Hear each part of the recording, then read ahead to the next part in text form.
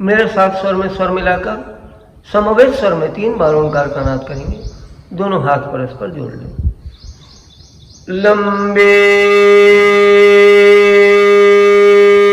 गहरी श्वास भर लें।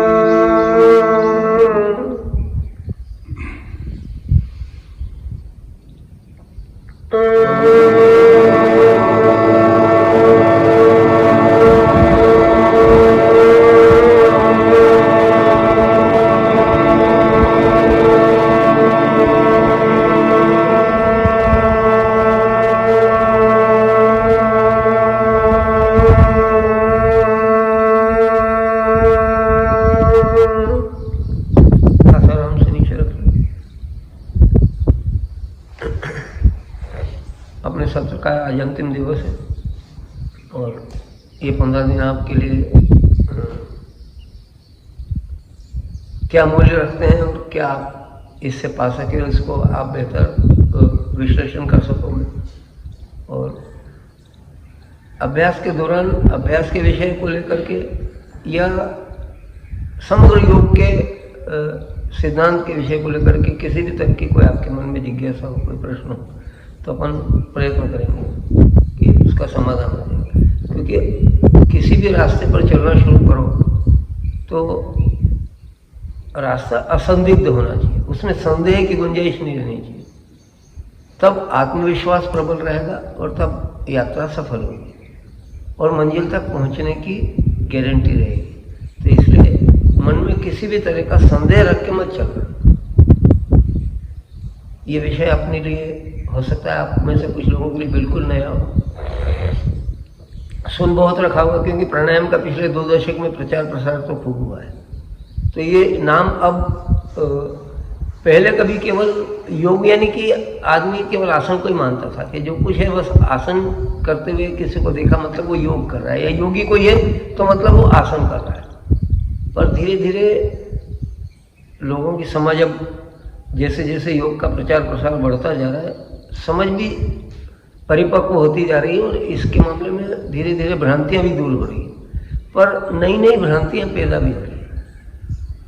योग का विषय इतना जितना लोकप्रिय हुआ है उतना विवादास्पद भी होता जा रहा है कि वो कई बार नया करने के प्रयत्न में अपने मूलभूत सिद्धांतों से विपरीत भी जा रहा है। तो वहाँ समस्या है, उनसे सतर्क रहना है।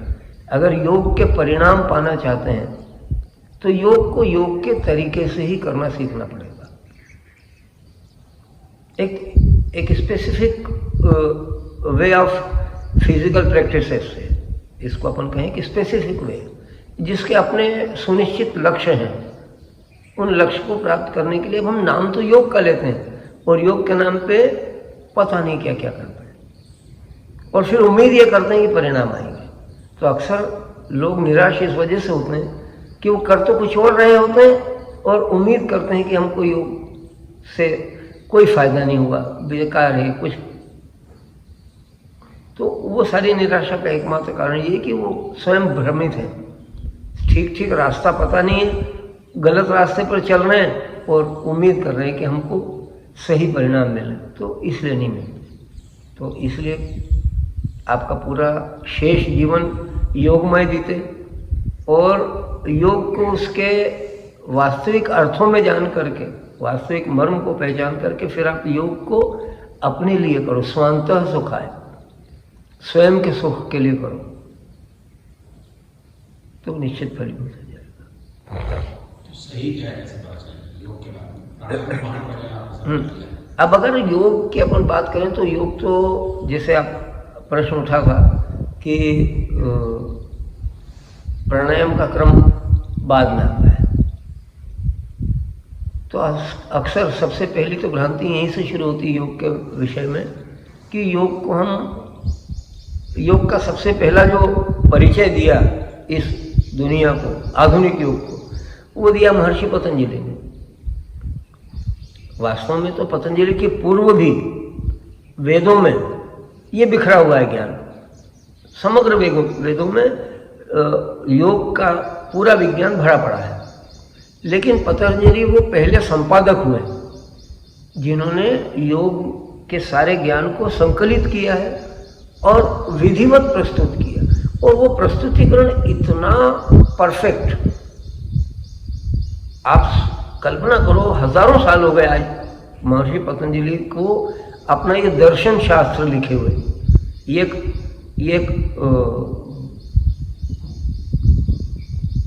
कोई मतलब ये एक दर्शन यानी विजन, यानी क्या कहेंगे उसको, फिलॉसफी है। वास्तव में पतंजलि कौन है? फिलॉसफर है। उसने मूल सिद्धांत तो दे दिए, योग को जीवन जीने की कला निरूपित करते हुए उसने एक एक व्यक्ति को ध्यान रखा होगा इस दुनिया के, क्योंकि हर व्यक्ति अपने आप में अनोखा है, दूसरे से भिन्न है, और फिर भी उनकी सारी मनोदशाओं को, उसके मनोविज्ञान को एक पेरिफेरी में बांध देना, और इतने सीमित शब्दों में। सबसे बड़ी बात जो उसकी खूबसूरती ये है कि कम से कम शब्दों में बड़ी से बड़ी बात कह दी। केवल 3 वाक्यों में, 3 शब्दों में, वाक्य नहीं, एक वाक्य में योग को परिभाषित कर दिया। योग चित्तवृत्ति निरोध, इतने में पूरा विषय समेट दिया। तो क्या प्रतिभा रही होगी विलक्षण चीजों को परखने की, और and how to express them. हमको तो बड़ा प्रपंच खड़ा करना पड़ता है, बड़े तमाम शब्दजाल बोलने पड़ते हैं, तब जाकर के अपनी बात संप्रेषित कर पाते हैं, तब अपनी बात आप तक पहुंचा पा रहे हैं। उस बंदे ने क्या कमाल किया होगा कि केवल 3 शब्द उपयोग किए, एक वाक्य बनाया, और पूरे योग का विज्ञान। इसका मतलब समझाएंगे क्या? योग चित्तवृत्ति निरोध, ये 3 शब्द हैं इसमें। योग चित्तवृत्तियों के निरोध का नाम है। अब इसको आगे डिस्क्राइब किया फिर उसने क्रम से, सूत्र रूप में एक चीज कही, उससे कुछ बात उठाई और आगे चला, फिर दूसरे सूत्र में से कुछ बात उठाई और आगे चला, ऐसे सूत्र रूप में कड़ी से कड़ी जोड़ता चलता है। तो योग को परिभाषित करने के लिए उसने 2 चीजों का सहारा लिया, चित्तवृत्ति और निरोध। तो पहले चित्तवृत्ति को समझा रहा है, फिर निरोध कह रहे, बहुत विस्तार से है विषय पूरा, पर चित्त है नहीं क्या? अपना मन, और ये निरंतर प्रवृत्त रहता है। इस बात को उसने कितने छोटे समय चित्तवृत्ति कह करके इसकी एवर मूविंग क्वालिटी जो है उसको डिस्क्राइब कर दी, और उस पर निरोध करना, यानी बैरियर्स लगाना, रुकावट लगाना, इसका नाम योग। अब कैसे बैरियर्स लगाना, इसके तमाम तरीके हैं। हर व्यक्ति के लिए अपना एक विशिष्ट तरीका हो सकता है। तो उसको 8 अंगों में विभाजित किया उसने 8 सोपान नहीं कहा, 8 अंग कहे। जैसे इस देह के भिन्न भिन्न अंग हैं, किसी भी एक अंग को दूसरे अंग से कम या ज्यादा नहीं गिना जा सकता। उसकी अपनी जो इंपॉर्टेंस इस पूरे फिजिकल एग्जिस्टेंस में है, उसको किसी दूसरे अंग से तुलना नहीं की जा सकती। ऐसे किसी को भी कमतर या ज्यादातर, किसी को पहले या किसी को बाद में, ऐसे नहीं गिना जा सकता। जो मूल्य सर का है वही मूल्य पैर का भी है, बगैर पैर के भी अब आधे अपंग है और बगैर सिर के भी अस्तित्व नहीं है। तो जो महत्ता आपके हाथों की है, पैरों की है, शरीर के अनंगों की है, वैसी महत्ता इन 8 अंगों की भी है। और एक बड़ी बड़ी विलक्षण बात, ये 8 अंग कह करके उसने कितनी बड़ी इसकी विशेषता इंगित कर दी। अगर मैं आपके संपर्क में आऊं तो कई तरीके हो सकते हैं। आपसे हाथ मिला सकता हूं, आपके गले मिल सकता हूं,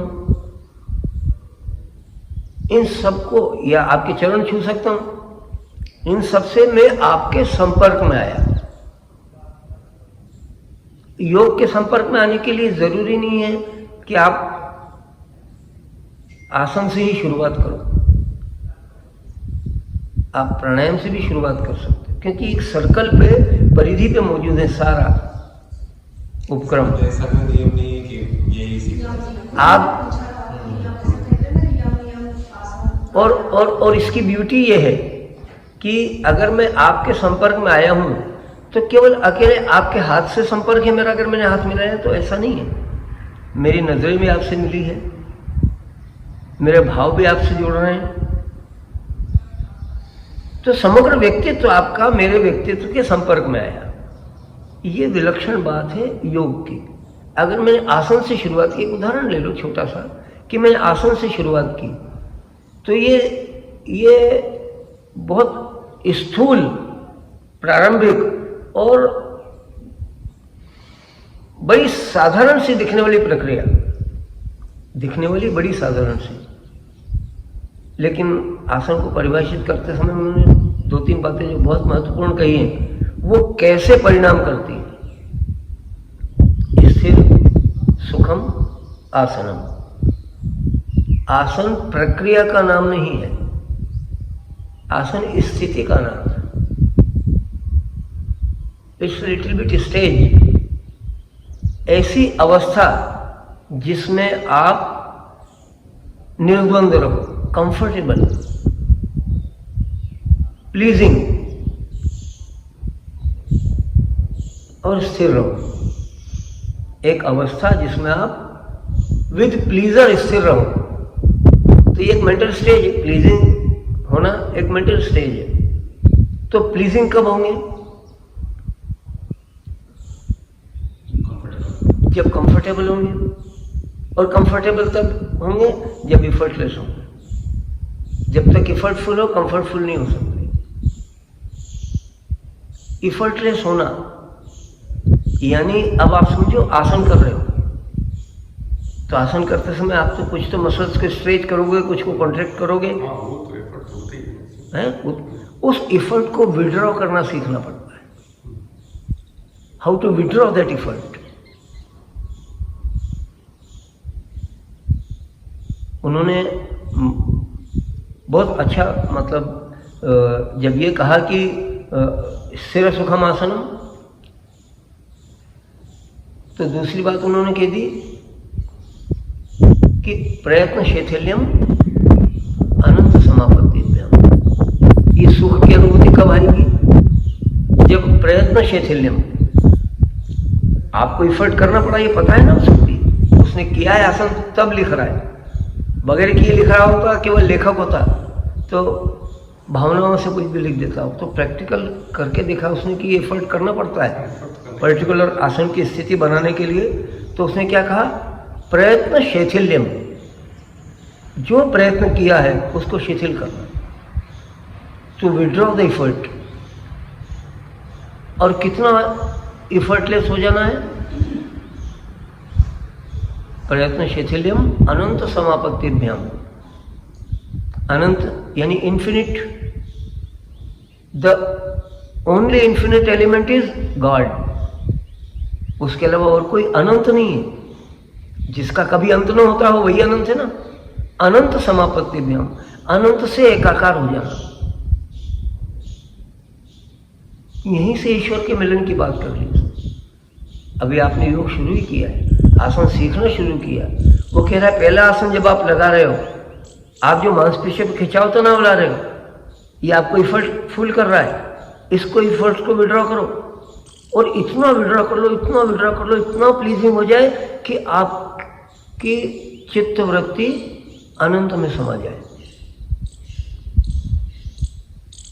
और जब इन्फिनिट से अटैच हो जाओगे तो कल हम हुए थे, अपनी बॉडी को भूल जाओ, शरीर का भान भी नहीं करता। तो द्वंद्वान अभिघातः, तब जितने द्वंद्व हैं सब मिट जाते। आप जब आप आसन की स्थिति निर्मित कर रहे हो तो द्वंद्व हो रहा है कि नहीं हो रहा है? भाई कुछ मसल्स को जिनको आपने स्ट्रेच किया है पर्टिकुलर पोस्चर बनाने के लिए, तो नेचुरल कोर्स में वो वापस कॉन्ट्रैक्ट होने की उनकी अपनी टेंडेंसी, जिन मसल्स को आप स्ट्रेच कर रहे हो उनमें एक टेंडेंसी, नेचुरल टेंडेंसी कॉन्ट्रैक्ट होने की, अपोजिट फोर्स काम करना चालू कर देता है उसी समय। जैसे आपने पर्टिकुलर किसी मसल को आपने मुट्ठी बांधी, अभी मसल्स जो स्ट्रेच हुई हैं इनमें कॉन्ट्रैक्शन की नेचुरल टेंडेंसी, यही तो मसल्स का पावर है, और क्या है। और अब आप इफर्टलेस हो रहे हो, इफर्ट्स को जैसे विड्रॉ कर रहे हो ये टेंडेंसी भी रिवर्स हो जाएगी, यानी द्वंद्व मिटे, यानी जो ड्युअलिटी शुरू हुई थी, जो दो अपोजिट फोर्सेस एक्टिव हुए थे वो दोनों इनएक्टिव हो गए। तत्व द्वंद्वान अभिघातः, और द्वंद्व मिटते ही जब तक दो हैं, केंद्र पर बिंदु अकेला रहता है, केंद्र पे दो बिंदु की संभावना ही नहीं है, एक से दो हो ही नहीं सकते। वो एक पिन पॉइंटेड जो सेंटर है, तो द्वंद्व मिटा, यानी आप कहां पहुंच गए? जहां पहुंचना था, केंद्र पे। सही तरीके से केवल आसन की प्रक्रिया शुरू करना, इफर्टलेस होकर के इफर्ट्स को विड्रॉ करना सीखे। तो एक आसन मानो उसने पश्चिमोत्तानासन लगाया और लगा करके मसल्स में स्ट्रेच आया, हमने अंगूठे पकड़ने के लिए हाथ आगे फैला रखे हैं, हमारी भुजाओं के भी मसल्स में स्ट्रेचिंग है, पैरों में भी है, और हमने वहाँ विड्रॉ करना सीखा, यानी बदन को जैसे शवासन में छोड़ते हैं शरीर ढीला, ऐसे पश्चिमोत्तानासन में शरीर को छोड़ो। इफर्ट्स को विड्रॉ करने का यही तरीका है कि जो मसल्स को हमने अभी तक कोशिश की थी, अंगूठे पकड़े कोशिश की थी, सर घुटने पे लगी, ये सब कोशिशें बंद करो, इफर्ट्स करना बंद करो, बल्कि जो इफर्ट हुआ है उसको भी विड्रॉ करो। वो इतना कंफर्टेबल हो जाए। देखिए नेचर, नहीं मैं बताऊँ, नेचर अपना काम करता है। आपने हाथ फैला दिए, पैर लंबे फैले हुए, झुकाए, अब ग्रेविटेशनल फोर्स अपना काम करना चाहिए, उसको हम काम करने नहीं दे रहे। आप जैसे ही रिलैक्स करते हो, अब ग्रेविटेशन अपना काम करना चालू करता है, वो किसी चीज को हवा में झूलते हुए छोड़ता नहीं, थोड़े दिनों में लटकता जाएगा बॉडी। आपको छोड़ना आना चाहिए थोड़े दिनों में, एग्जैक्टली थोड़े दिनों में कंटिन्यूअस प्रैक्टिस शुरू करो, विड्रॉ करो, एफर्ट्स को विड्रॉ करो, छोड़ो उसको, ग्रेविटेशनल फोर्स काम करना शुरू करेगा, उसको लिबर्टी तो दो ना काम करने की। हमने रोक रखा है, हम एफर्ट जब तक लगा रहे हैं तब तक हमने रोक रखा है, छोड़ दो, अपने आप जाने लगेगा। और वो इतना कंफर्टेबल होगा कि आप 1000 कोशिश करने के बाद भी उस लेवल को अचीव नहीं कर पाओ, वो नेचुरली कर लोगे, तो सारे द्वंद्व मिट जाएंगे।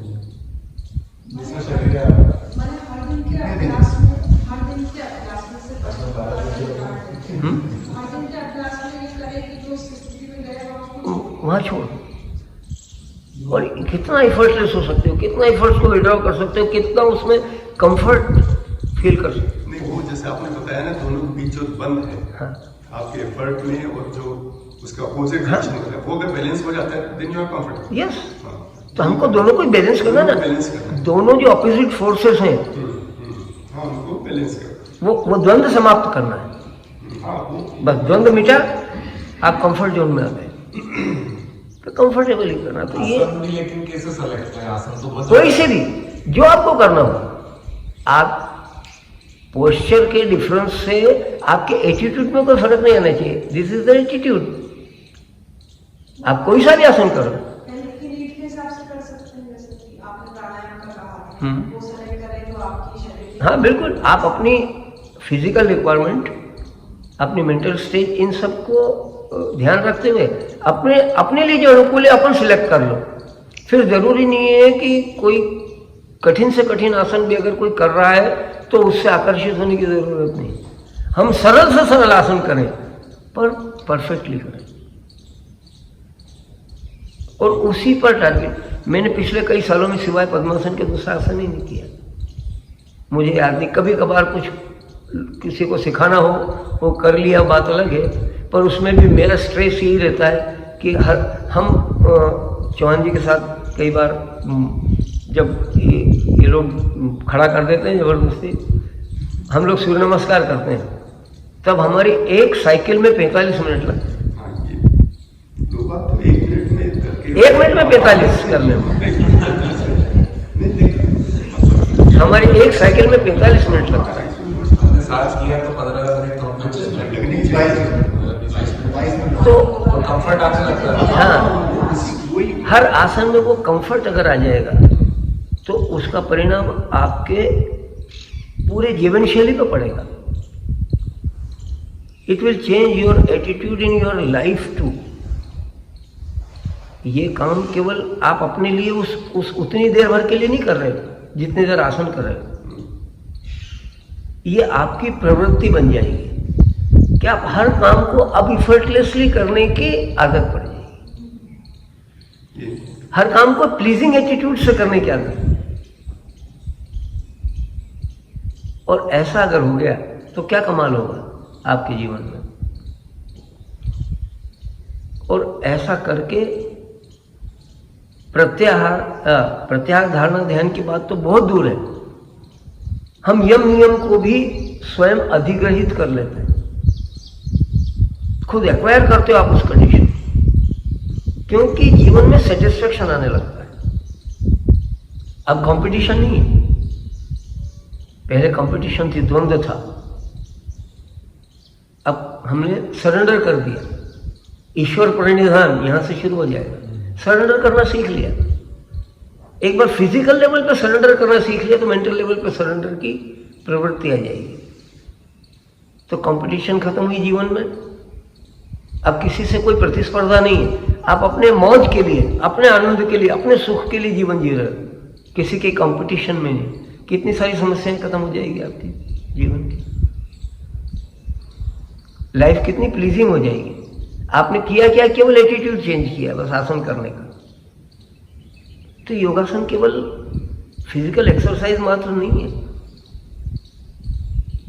इसके साइकोलॉजिकल इम्पैक्ट, स्पिरिचुअल इम्पैक्ट बहुत गहरे हैं। और वो जान करके अगर करो फिर मजा अलग आ जाएगा उसको करने में। योग निद्रा के बारे में बता दीजिए। योग निद्रा, योग निद्रा, वास्तव में योग निद्रा समाधि का पर्याय है। वास्तव में शास्त्र की दृष्टि से अगर सोचो तो योग निद्रा शब्द का उपयोग, सामान्य निद्रा और योग निद्रा क्या अंतर है? सामान्य निद्रा में हम केवल देह को विश्राम देते हैं, मन को मुक्त छोड़ते हैं, मन पर हमारा कोई काबू नहीं है निद्रा में। और वो हमारी दिनचर्या के हिसाब से हमारे पूर्व अनुभव के आधार पर सब विचरण करता रहता है।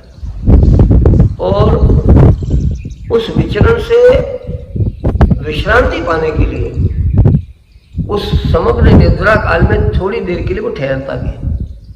वो गहरी नींद है, ड्रीमलेस स्लीप। वास्तव में आपको जो रिलैक्स करती है वो ड्रीमलेस स्लीप का जितना ड्यूरेशन है वो परफेक्टली रिलैक्स करता है। क्योंकि सबसे ज़्यादा रिलैक्सेशन की ज़रूरत आपके शरीर को कम, मन को ज़्यादा है। क्योंकि शरीर तो उसकी गतियाँ सीमित है, लेकिन मन की गति तो असीमित है।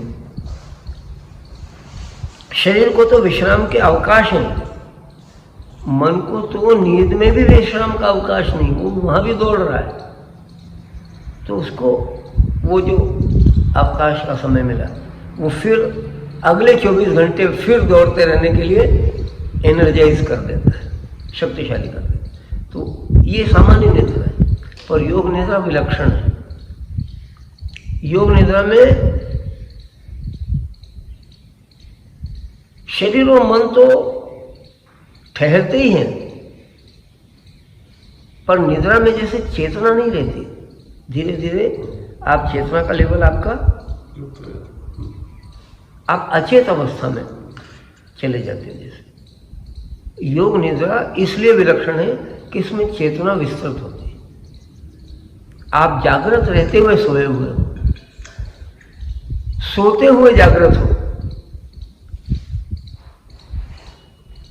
योग निद्रा। तो वो समाधि की स्थिति है वास्तव में, जब साधक दिखता सोया हुआ सा है लेकिन रहता जागता हुआ है, और जागृति इतनी विस्तृत होती, चेतना इतनी विस्तार पा जाती है कि आपको अभी तो हम कितनी खबर पा सकते हैं हमारे आसपास की, सुन कितनी दूर का पाते हैं, देख कितनी दूर का पाते हैं।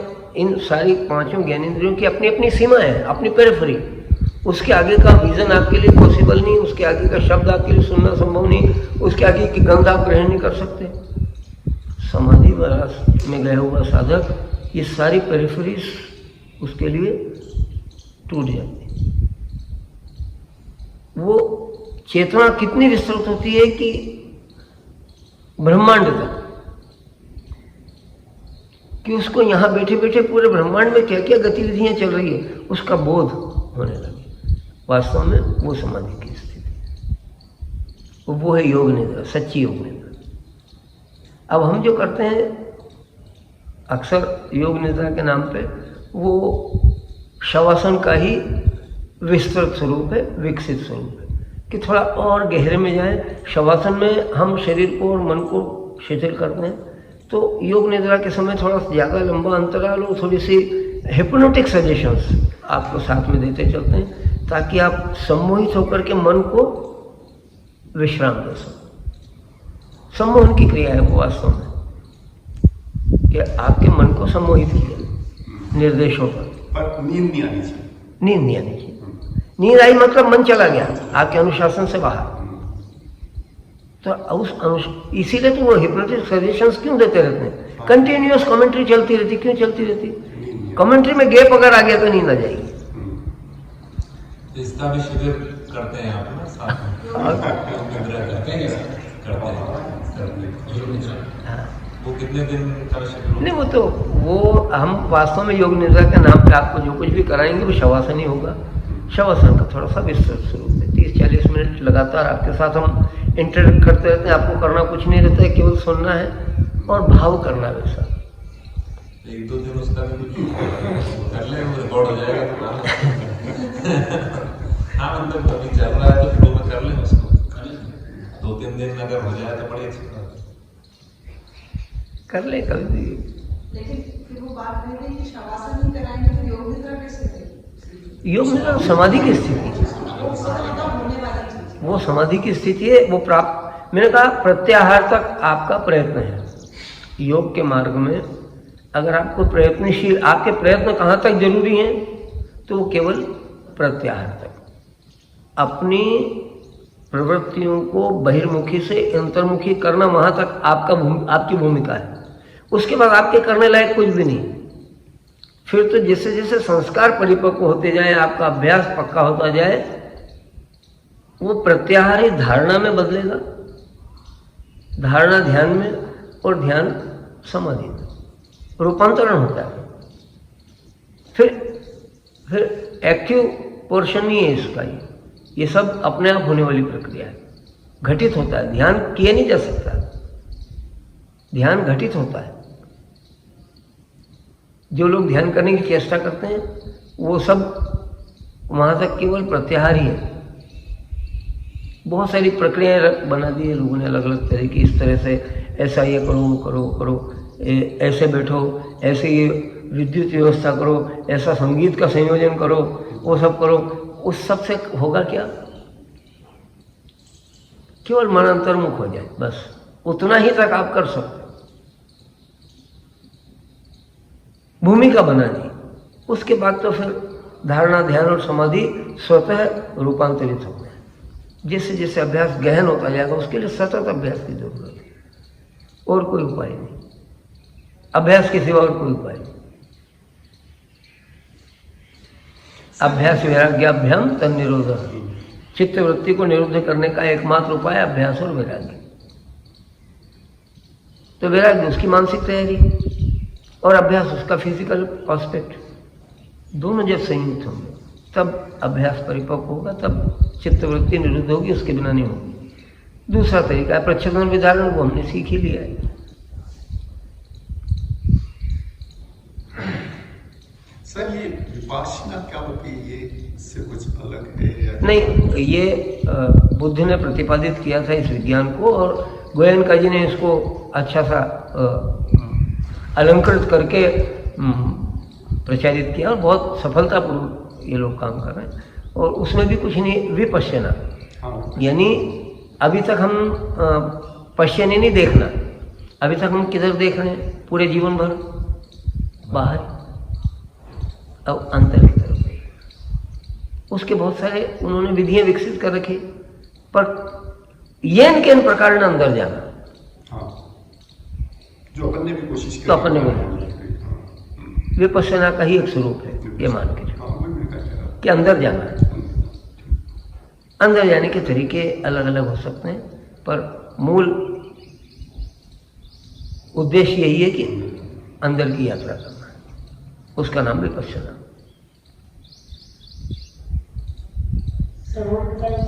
योग साधना में सर क्या क्या बाधा करना, क्या क्या साधक हाँ, ऐसे महत्वपूर्ण प्रश्न योग साधना में छह चीज़ों का वर्णन किया शास्त्रकारों ने। 6 चीज़ें वो है जो योग की साधना को भ्रष्ट कर देती है। अत्याहार, इंद्रियों का सबसे बड़ा गुण, अत्याहार, अतिहार। तो हम तो मास्टर हैं इस मामले में, वर्ल्ड फेमस। खाने पीने में इंदौर के चटोरे वर्ल्ड फेमस है। अत्याहार, प्रयास, प्रयास सबसे बड़ी बात है। करने की कोशिश नहीं करना, वही तो इफर्ट्स को विड्रॉ करने की बात कर रहे हैं ना। जहां प्रयत्न शुरू किया वहां तनाव शुरू, तो प्रयत्न नहीं करना, let it happen, just wait and observe, but practise regularly. प्रयत्न नहीं करने का मतलब ये नहीं कि अभ्यास नहीं करना है, अभ्यास और प्रयत्न, इसमें कंफ्यूज मत होना। अभ्यास है रिपीटिशन, जो कुछ सीखा है उसका दोहराव, और प्रयत्न है उस किसी लक्ष्य को निर्धारित कर लिया और उसके लिए, वो आपका काम नहीं है। आपका काम रोज प्रैक्टिस करना बस। तो प्रयत्न ये बाधा है। प्रयत्न शुरू किया, स्ट्रेस आया, इफर्ट आया, कंफर्ट गया, तो अत्याहार प्रयासस्य प्रजल्पो, वाचाल नहीं होना। मैं दिन भर बड़बड़ करता रहता हूँ, लोगों को उपदेश देता रहता हूँ, करता कराता कुछ नहीं। तो उपदेशक होना, प्रवचनकार होना कोई बहुत बड़ा गुण नहीं है, उसका कोई मोल नहीं, बल्कि वो आपके साधना के मार्ग में बाधा थी। तो अधिक वाचालता ठीक नहीं, ज्यादा से ज्यादा मौन रहना। जितना मौन रहोगे ऊर्जा बचाओगे, जितना मौन रहोगे द्वंद्व से बचोगे। अगर आप मौन रहना सीख लो तो कितनी झंझटें कम हो जाए, दुनिया के कितने झगड़े कम हो जाए। जिस समय हमको करना होता है, अगर किसी ने हमारे प्रति कोई भी कुछ एक्ट किया, हम बिना प्रतीक्षा किए, बिना प्रॉपर एनालाइज किए तुरंत रिएक्ट करने की हमारी बहुत उतावली रहती है, रिएक्ट करने की।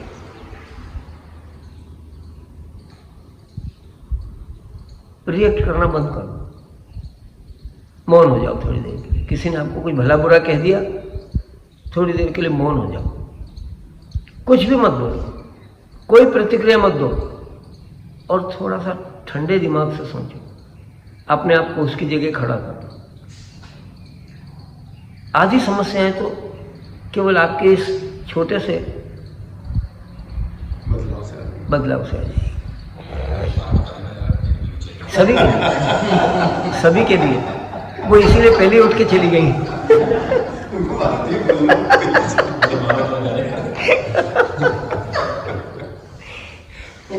ये किसी एक की समस्या नहीं है।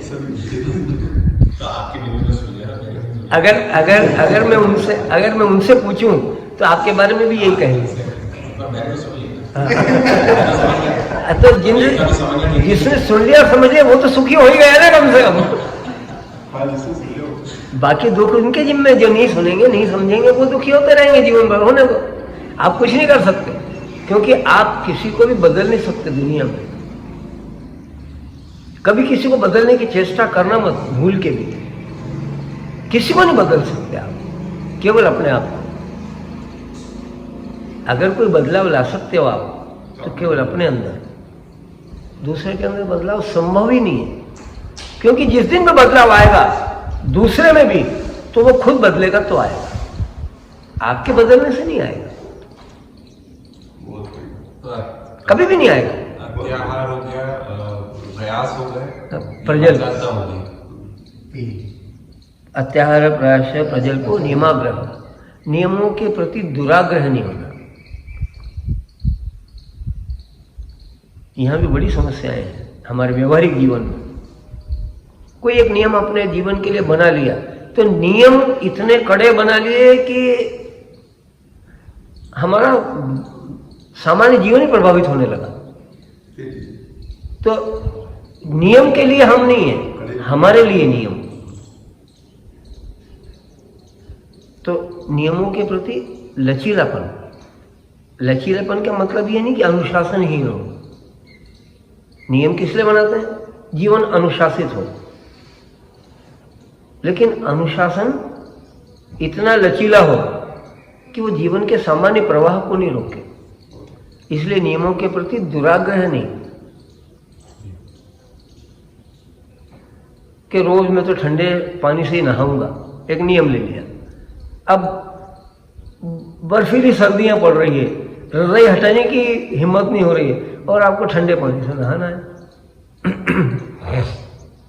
थोड़ा सा गर्म कर लो, बी कंफर्टेबल।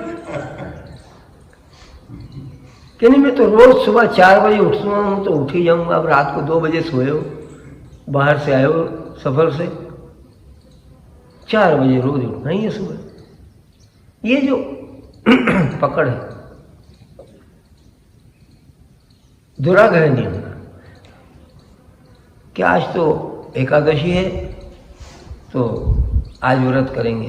उस दिन दिन भर दिमाग में रोटी रोटी घूमती रहती है।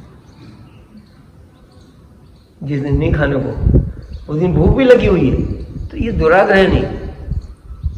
जिस दिन शरीर को जरूरत नहीं उस दिन नहीं खाया, जिस दिन डिमांड है उस दिन जरूर।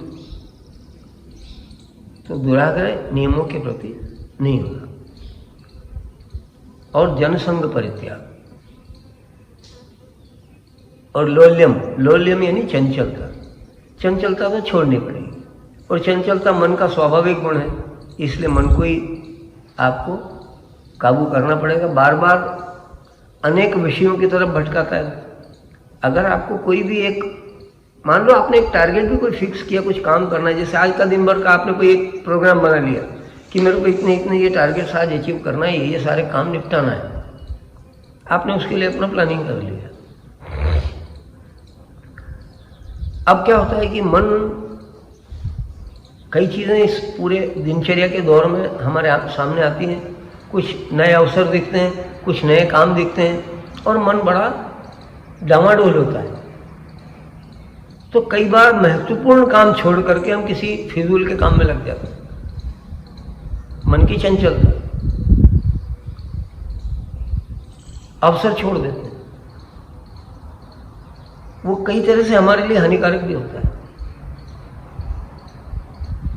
और फिर मन में द्वंद्व पैदा हो जाता है। तो ये जो चंचलता है हमारे मन की, उसको स्थिर रखने की प्रैक्टिस करनी पड़ती, आदत डालनी पड़ती। ये चंचलता जो है ये सबसे ज़्यादा बाधक है। कैसे बाधक होती है कि आपने चलो एक नियम ले लिया कि रोज़ में 5 अनुलोम विलोम के आवृत्तियों के अभ्यास नियमित करूँगा। अब किसी दिन उठने का ही मन नहीं करेगा, किसी दिन आप घड़ी देखोगे, अरे 7 बजे रोज करते हैं और आज तो 7:15 हो गया, फिर अपन अभी आप बैठेंगे, फिर 15-20 मिनट आधा घंटा उसमें लग जाएगा, फिर ये आपका मन भटकना चालू। तो वो अभ्यास से आपको भटका देगा, नियमितता नहीं रहने देगा। कहीं एक्सक्यूज, झूठे मोटे एक्सक्यूज मन देता है। जिन कामों को करने की आपने एक नियम ले लिया है, उन काम से मुंह चुराने के लिए मन आपको एक्सक्यूज देता है कई तरह के, और वहां अगर आप मन के कहे में लग गए तो आप अपने उद्देश्य से भटक जाते हैं। इसलिए जो चंचलता है मन की, ये बड़ी बाधक है।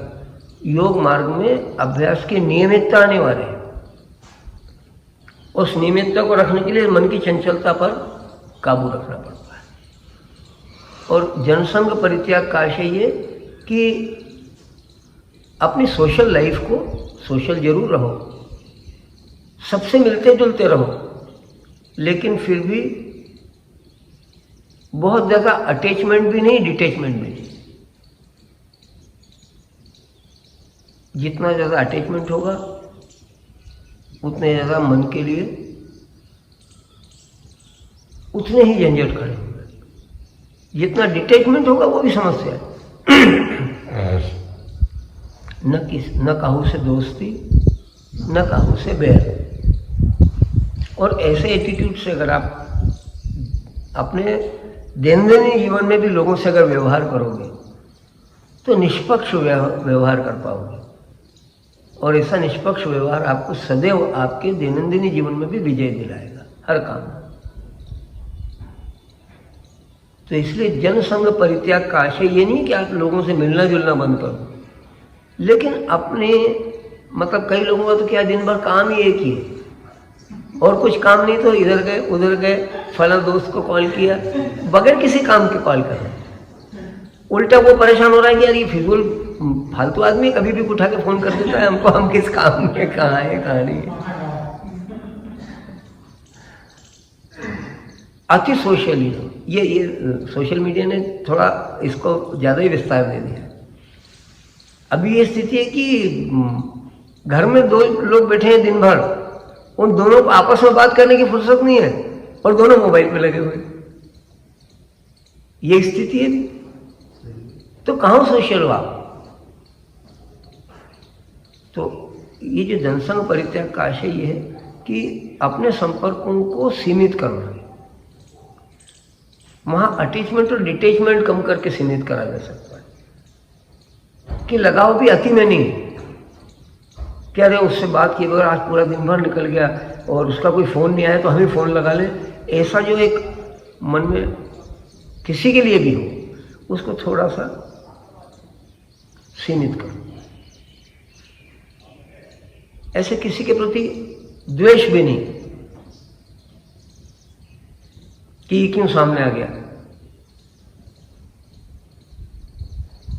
कुछ लोगों से रहता है जहां आपस में वो तार नहीं जोड़ते हैं, तो वो कोई अगर सामने ऐसा बंदा दिख जाता है तो हमको बड़ी चिढ़ मचती कि ये क्यों आ गया, किसने बुला लिया इसको। चाहे वो हमारे यहाँ का लेबर ही हो काम करने वाला, तो भी चिढ़ मचती है,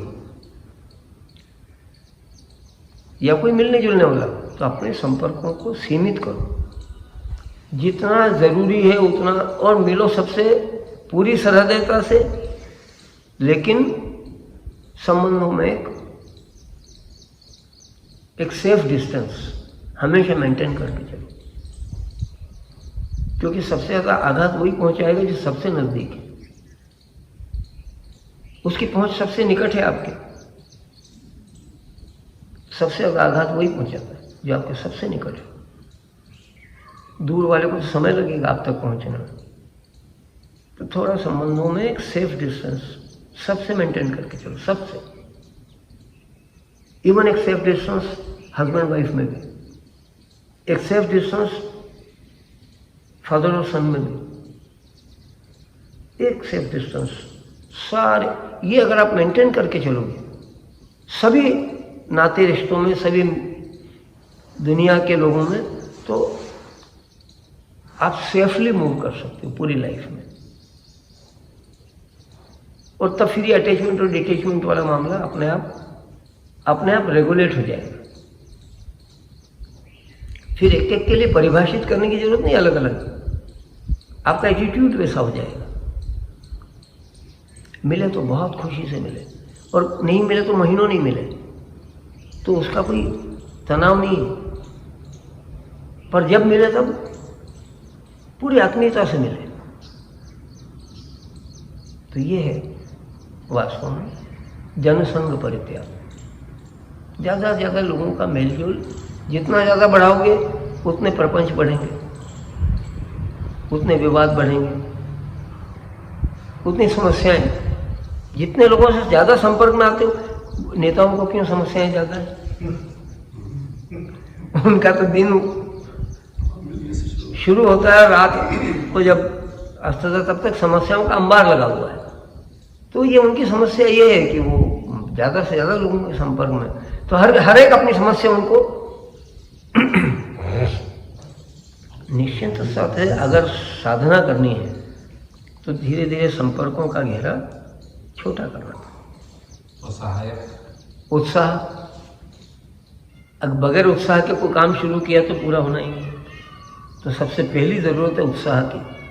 और उत्साह तब बनता है जब मार्ग ठीक ठीक पता हो, आपको सही जो काम आप कर रहे हो पूरा कंफर्म हो कि मैं जो कर रहा हूँ बिल्कुल सही, राइट डायरेक्शन में, तो फिर उत्साह बनता है। फिर साहस करना पड़ता है।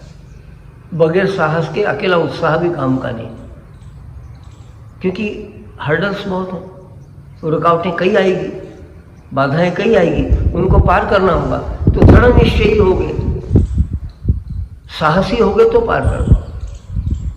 उत्साह, साहस, और उत्साह साथ साहसात धैर्य। तो ये क्षेत्र तो परम धैर्य का है। परिणामों की जरा भी जल्दबाजी नहीं, सही तरीके से सही ढंग से करते चलो, फिर परिणाम जब आना है तब आ जाए। इतना पक्का कर लेना कि हमारा रास्ता सही है, बस इतना पक्का कर लेना, फिर चलते रहना, फिर परिणामों की प्रतीक्षा करना। तो उत्साह साथ धैर्य, तत्व ज्ञान। आपका उत्साह और साहस तभी बना रहेगा जब तत्व ज्ञान, राइट नॉलेज। तो अच्छे से ठोक बजा लेना। पूरा जीवन आपका दांव पे लग रहा है, मामूली बात नहीं है। आप अगर योग के क्षेत्र में आ रहे हो देने की, आपका पूरा विजन चेंज होने वाला है, आपकी पूरी लाइफस्टाइल चेंज होने वाली है। यानी आपने पूरे जीवन को दांव पे लगा रहे हो, तो एक बार ठोक बजा के देख लेना, अच्छे से पक्का कर लेना कि जिस रास्ते चले वो सही है। जोखिम नहीं ले सकते, क्योंकि जीवन एक ही है, दूसरा थोड़े नहीं मिलने वाला है कि चलो अभी ये खो दिया कोई बात नहीं, नया दाम शुरू। गए तो गए, आउट। सेकेंड इनिंग पता नहीं कहाँ मिलेगी करने को। तो जीवन एक ही, उसको दाव पे नहीं लगा सकते। तो पक्का कर लेना बिल्कुल ठोक बजा के कि जिस रास्ते पे चला हूँ यही एकमात्र मेरे कल्याण का रास्ता है। मेरा अगर कोई भला हो सकता है तो केवल इस रास्ते से हो सकता है। ऐसा पक्का कर लेना कंफर्म। तत्व ज्ञान के बगैर नहीं होता, राइट नॉलेज। उसके लिए शास्त्रों का अध्ययन करना होगा, गुरु की शरण जानी पड़ेगी। उसके बगैर राइट नॉलेज नहीं मिलता है। अकेले शास्त्र पढ़ने से नहीं मिलता। शास्त्र पढ़ने के बाद चिंतन मनन करना पड़ेगा। केवल पढ़ लेने से कुछ नहीं होगा, उसको एनालाइज करना पड़ेगा, अपनी लाइफ पर अप्लाई करके देखना पड़ेगा, गुरु की शरण जाना पड़ेगा, उससे डिस्कस करना पड़ेगा, प्रॉब्लम्स आएंगी सॉल्यूशन लेना पड़ेगा कदम कदम पे, और खुद एडॉप्ट करना पड़ेगा हर चीज को। खुद एडॉप्ट किए बगैर, आप अपने ऊपर लागू किए बगैर परफेक्टली एनालाइज नहीं कर सकते हो चीजों को। जब खुद करके देख लोगे तो कंफर्म हो जाएगा कि हाँ, ये जो कुछ भी किया मैंने उसका ये परिणाम आता ही है, क्योंकि आपने खुद ने करके देखा है, दूसरे से पूछना नहीं है आपको। अध्ययन, चिंतन मनन और अनुसरण, निधिध्यासन, ये 3 तत्व ज्ञान पाने के उपाय हैं। तो राइट नॉलेज, तत्व ज्ञान, और उत्साह, साहस, धैर्य, और उत्साह, साहस, धैर्य, तत्व ज्ञान, अच्छे निश्चय, दृढ़ निश्चय, फिर डामाडोल नहीं। एक बार तय कर लिया कि करना है, उस गोल को अचीव करना है, नहीं करना है, तो दृढ़ निश्चय।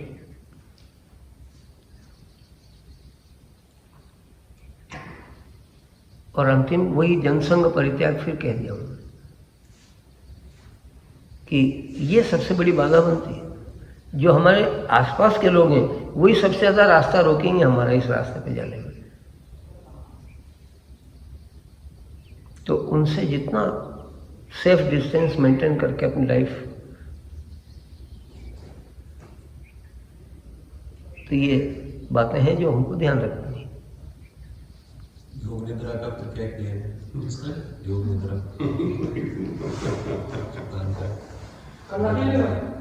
योग निद्रा कितने सेशन लगे? वो तो एक सेशन ही काफी। वैसे तो अब देखो, हर बार जब कराएंगे तब हमको भी पता नहीं कि हम क्या कराएंगे, क्योंकि कोई इसका प्रिस्क्राइब मेथड नहीं है। जितनी देर आप बिजी रहेंगे, बस हम कुछ भी उसमें हमारे इंस्ट्रक्शंस चलते रहेंगे, हिप्नोटिक सजेशंस।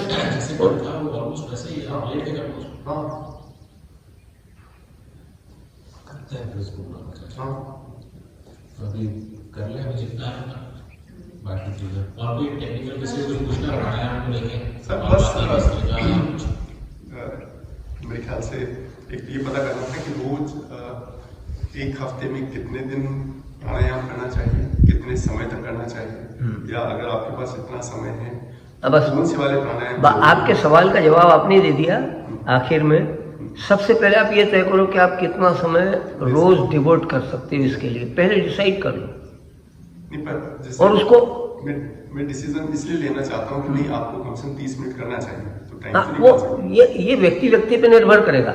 आपके लिए 30 मिनट, किसी के लिए 10 मिनट भी हो सकते हैं, किसी के लिए 2 घंटा भी हो सकता है। आपका क्या जरूरी है ये? आप सबसे पहले तो ये तय करो कि आप कितना टाइम स्पेयर कर सकते हो अपने लिए, इसके लिए, पर्टिकुलरली इसके लिए।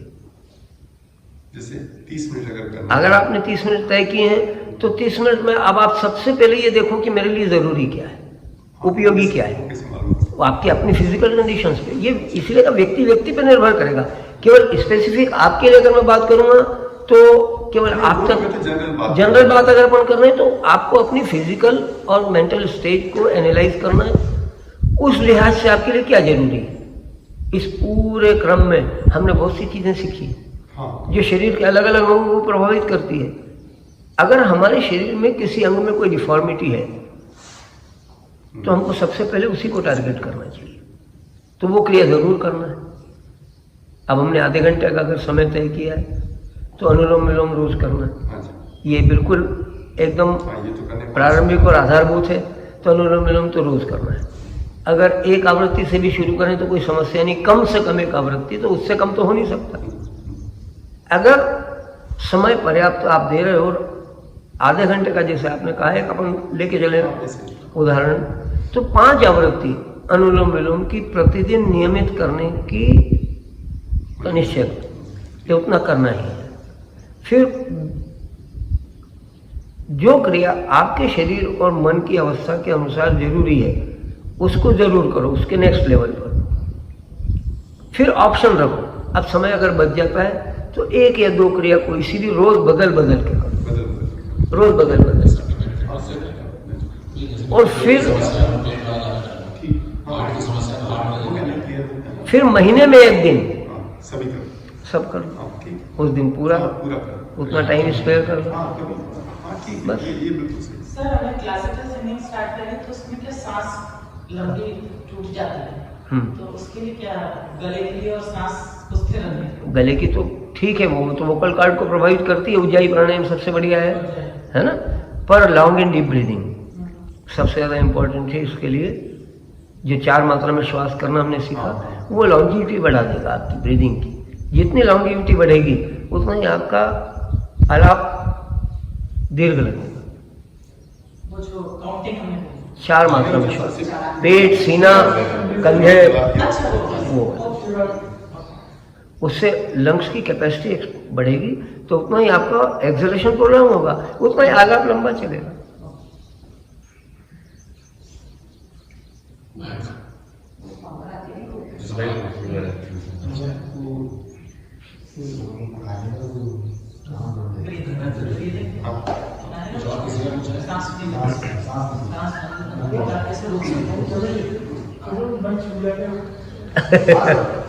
वो मेन तो वही है। पकड़ के रख, उसके लिए क्या है? पकड़ के रख। जो छूट रहा है उसको पकड़ के रख। एक चीज कितना आसान, इसमें क्या समझा? आपने क्या क्या छूट रहा था इसको पकड़ा है आज तक, ऐसे ही कल्पना करो कि इसको भी पकड़ना है। कोई कॉन्ट्रैक्ट आपके हाथ से छूट रहा है, आपने कैसे पकड़ा उसको? अभ्यास, बस ऐसे बंद को भी पकड़ लो।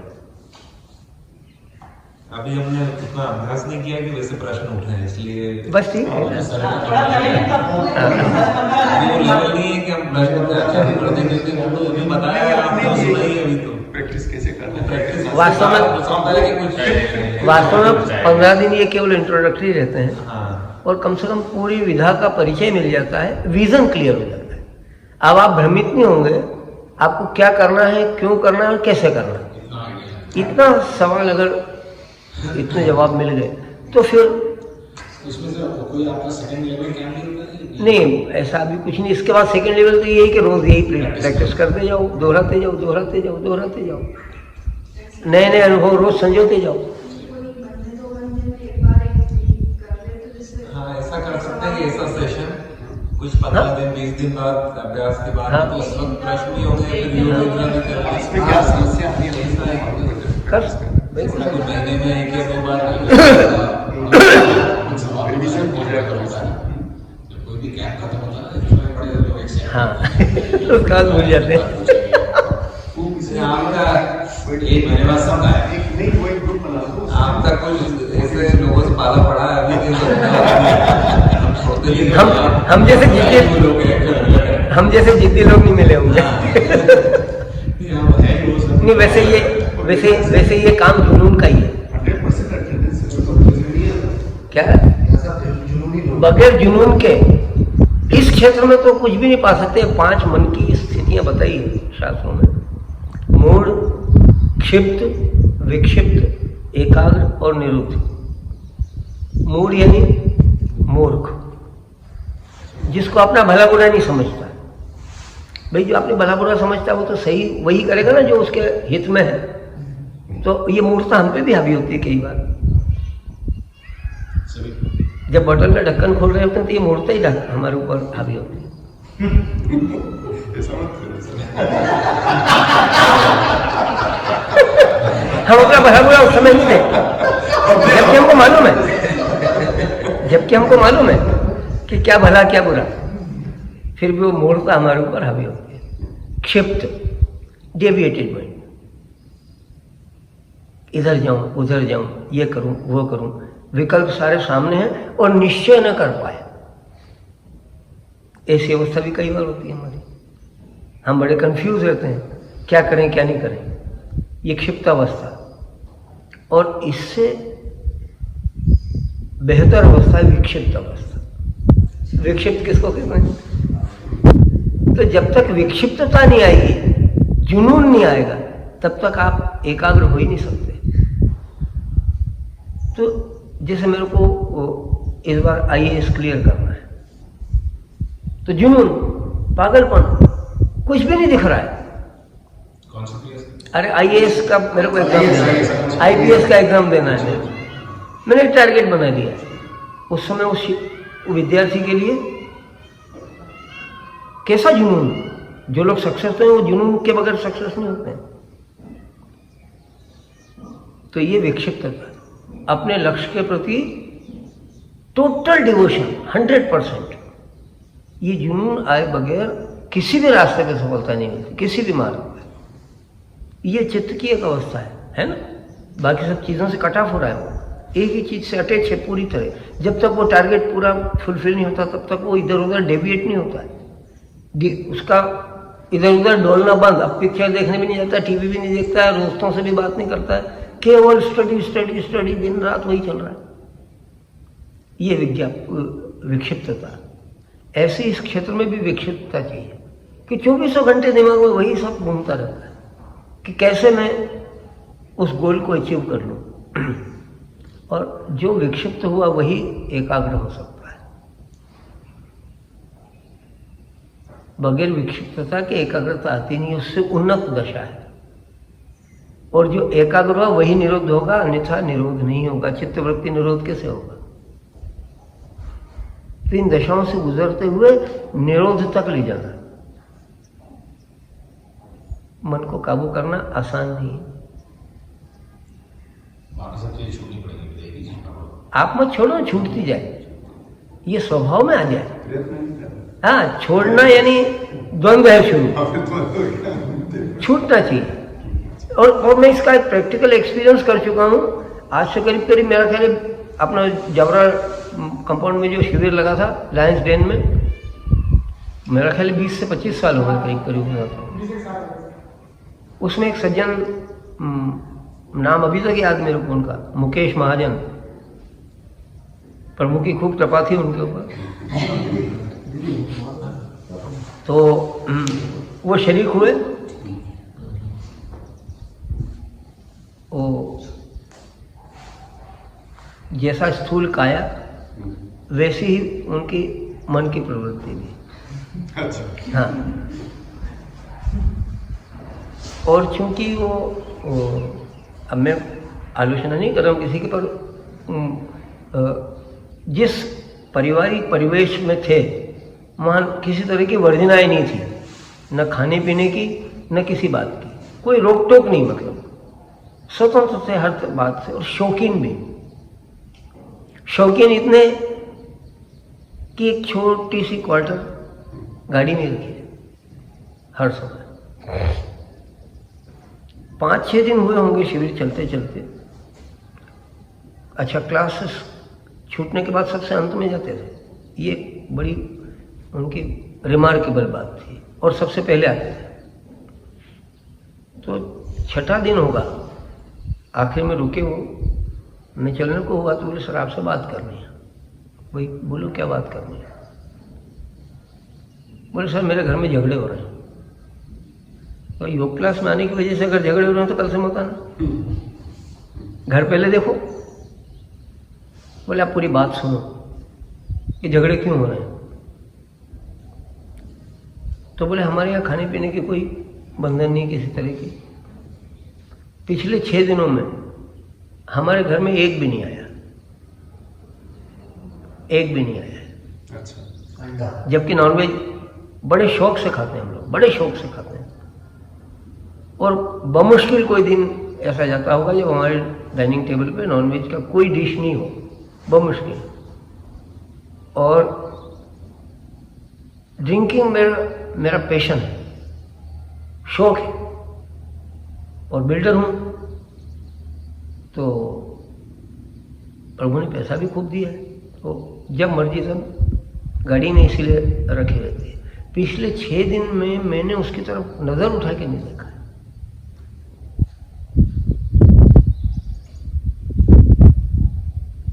तो मैंने कहा हमने तो आपसे ये भी नहीं पूछा था जब आप शिविर में आए थे कि आप कौन हो, क्या करते हो, कैसी आपकी लाइफस्टाइल है, कुछ भी नहीं पूछा। तो बोले अब घर वाले लड़ रहे हैं कि तुम क्या साधु सन्यासी होने वाले हो क्या? कि सब छोड़ते जा रहे हो, कि तुम्हारा खाना भी छूट रहा है, तुम्हारा पीना भी छूट रहा है, तो सन्यासी होने वाले हो क्या? तो छोड़ दो, हमको नहीं होना सन्यासी, नहीं करना योग। हमने तो नहीं कहा कि खाना छोड़ो, पीना छोड़ो। 6 दिन के उस प्रयोग के दौरान कोई ना कोई तो साइकोलॉजिकल इफेक्ट हुआ। उस शिविर के 5 या 6 साल बाद वो बंदा वापस एक बार मेरे पास थैंक्स बोलने आया कि सर मैंने स्कीम नंबर 54 में बंगला बनाया है और मैंने अपने पूरे लाइफ में कभी किसी मंदिर के आगे सर नहीं झुकाया। अभी मैंने वहाँ 10 बाय 10 का एक रूम केवल अपनी पूजा के लिए, और आज 1 से 1.5 घंटा रोज मेरे को केवल पूजन में लगता है। हमने तो नहीं कहा था कि तुम फूल चढ़ाओ भगवान को, पूजा करो, कुछ करो। ये चेंज आया है। प्राणायाम नियमित कर रहा हूँ, वो नियमित कर रहा है तो मनोदशा बदल गई। किसी ने जो चीज़ें गैर ज़रूरी थी वो जीवन से निकलती जा रही है, और जो ज़रूरी चीज़ें हैं वो जुड़ती जा रही है। ऑटोमेटिक हो रहा है ये परिवर्तन आता है। आप सब भी उस परिवर्तन के साक्षी बनो। सकारात्मक परिवर्तन, ये मनोदशा बदलती है, अपने आप बदलती है। समय लगेगा, थोड़ा समय ज़्यादा लगेगा। लेकिन अगर इरादे पक्के हैं, इरादे पक्के होना चाहिए, फिर तो सब हासिल कर सकते हो। दुनिया में कोई चीज नहीं अंदर से आएगा। आप दुनिया में किसी को बदल ही नहीं सकते हो, आपको खुद को ही बदलना है। जो कुछ भी परिवर्तन लाना है आपको अपने पर लाना है। धन्यवाद।